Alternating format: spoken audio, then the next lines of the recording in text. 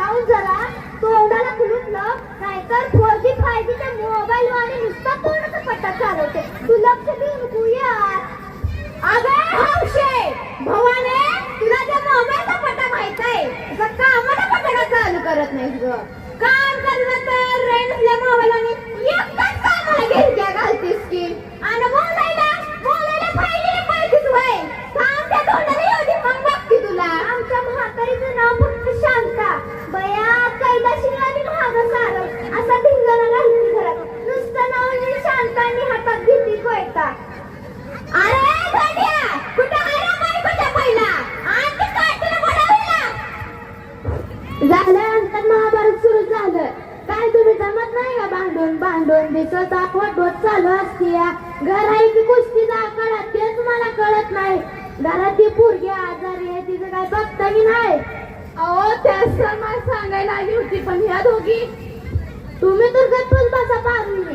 आमच्या घरात रोज देवाची काम आणि ह्या दोघी तुमचा जप लय करतात.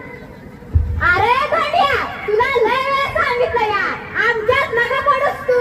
त्या माझ्या सासू, मी त्यांची सून. तुम्हाला काय करत असते आमच्या सासूला? चला वा बाजूला तिकडे, बोल ग पारे. अगं तुझ्या पोरीला त्या देवरीशंकडे घेऊन जाऊया, लय चमत्कारी बाहेर आहे बघ. तुझ्या पोरीला फरक पडणारच बघ. तू मी तुझी ही कदम सासू बी जाऊया, बघूया काय फरक पडतंय का ते.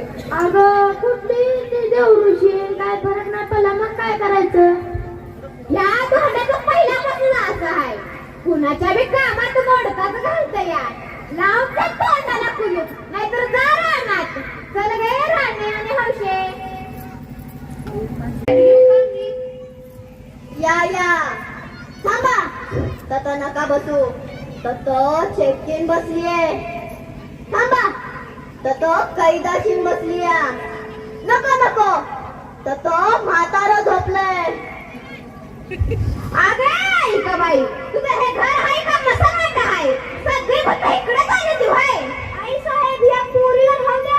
या म्हातारीचं काहीतरी इलाज करा. एखाद्या शेतकऱ्याला घर म्हणावं आणि उचल म्हणून या म्हातारीला. अगं आता काय दोघी भिन्नच भांडणार होय? होय हिंमत दिसते की देवीला पण किती स्वस्ती येते. मी कशी पदरात टाकली अशी सून देवीला बी कळू दे की.